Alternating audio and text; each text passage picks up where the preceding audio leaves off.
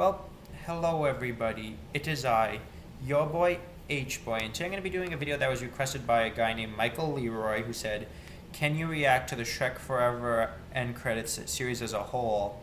So that's what I'm going to be doing in today's video. So, let's get it set up. Let's do this.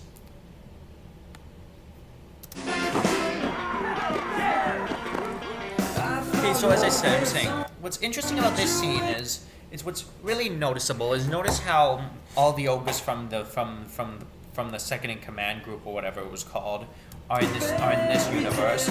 But here's the thing: if it wasn't for Shrek's wish, he never would have met all of these ogres because Fiona never would have put up the waffle trap, and Donkey would have never fallen into the trap, and the trap is how Shrek found out about all the other ogres.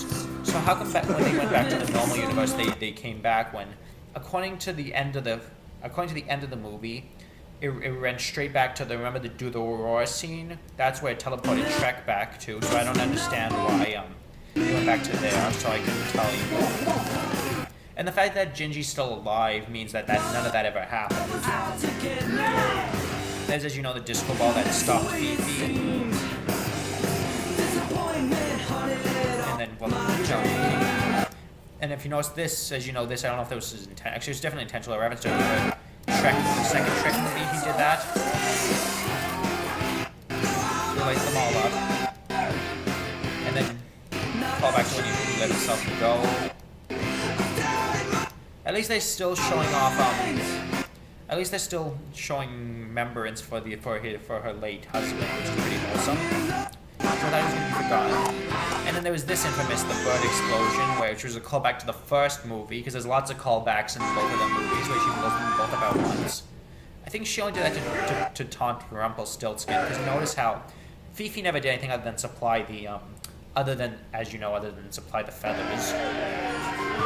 And then he gets forced to dance, but then again, he never did anything to the Pied Piper, so I think this entire scene is just to torture Rumpelstiltskin, because the Pied Piper, Rumple never did anything to the Pied Piper. In fact, he paid him for his service. So if anything, the Pied Piper's just doing it just because they just want to torture Rumple.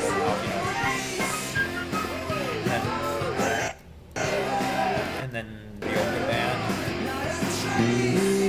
I wonder, can they only make that one note with their ear horns, or can they do any note?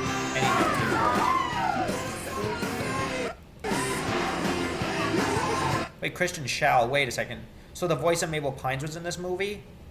How am I just now knowing that the voice of Mabel Pines was in this movie? After so many years. Wait, who did she voice? I'm assuming one of the witches. I'll look it up after I've done my reaction.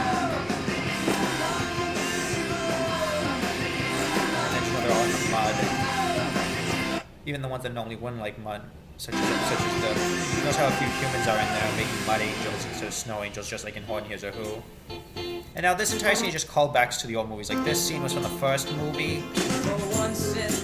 also the first movie. I think it's like because, as you know, this was supposed to be the final chapter. So as you know, they're kind of like what they did in Garfield and in Looney Tunes, where they show clips from the original. Oh, and they also did it in, I don't know if you know the show Mad About You, they also did that. And they also, I think, did in, The Big Bang Theory, they also did it. It was on for the last season. And then, as you know, Lord Farquaad from the fourth movie. And then, both of those scenes were in the first movie. Let me see if there are any second movie scenes. Okay, that is, as you know, when Gingy was doing that to Lord Farquaad's cake statue, I think as revenge for knocking off his feet. Notice how it's not, notice because they still have the uncanny Fiona from the first movie, so that's how you know that they're not using re-uploads. It's actually like actual clips from the original, the first movie that they compose on top of it. And how come that bird didn't explode? Most like she didn't hit a high note. And then, as you remember, the floating frogs in the first movie. Okay, I think these all scenes in the first movie. Have they shown any second movie scenes? They probably will. I hope that they will. If they don't, then that's not my problem. Okay, that's the end of the first movie, so I think they'll show such scenes in the second movie. Like, notice how he's on the moon when, as you know, in the original movie, because this scene was from the second movie. You know, it was like, for you, baby, I could be. But this one, he's on a horse for some reason. Anyway, music by Harry Gregson Williams. Don't know who that is.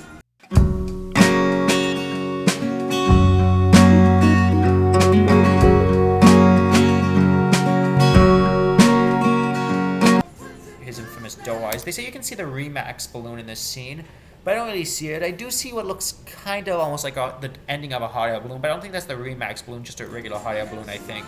Because I don't see the Remax logo in it, do you? Like, go back. Do you see it? If you see it, I mean, because I don't see it. Anyway, then there's the production designer, and then the special effects, okay.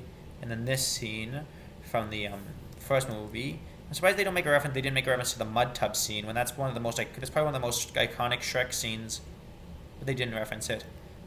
Okay, and then as you know, the far, far away scene, and then so basically all they're doing is showing out old clips from the original movies.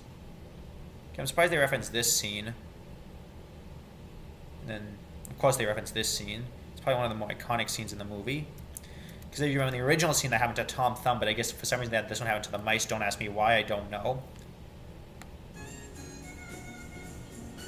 Okay, now they're showing scenes from the third movie. Because the third movie had one of those Rube Goldberg disaster movies, which is probably one of my favorite comedy tropes. Okay. But I think since this was all from the fourth movie, I don't think they'll have any scenes from the fourth movie, because if they do, I'll be surprised. As you know, this is more from the third movie. Like, if they actually have any scenes from the final movie in this, I'll actually be surprised. But knowing them, they probably will not. Jeffrey JJJ, that's kind of redundant if you ask me. Anyway, and then as you know, he's showing Donkey. Remember, I think really well Donkey, and he kicks him out. So basically, I like how it's a callback. So now since they even did the callback to all the other movie things, if they really have a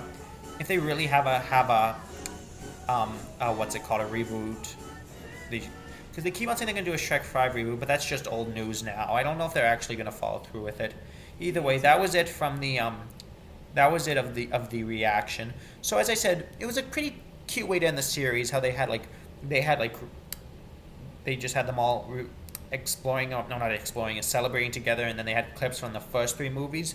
But the thing is, they had second in the three movies. They had some normal scenes, like they had a reference to the "I Need a Hero" scene, which is understandable. They had a reference to the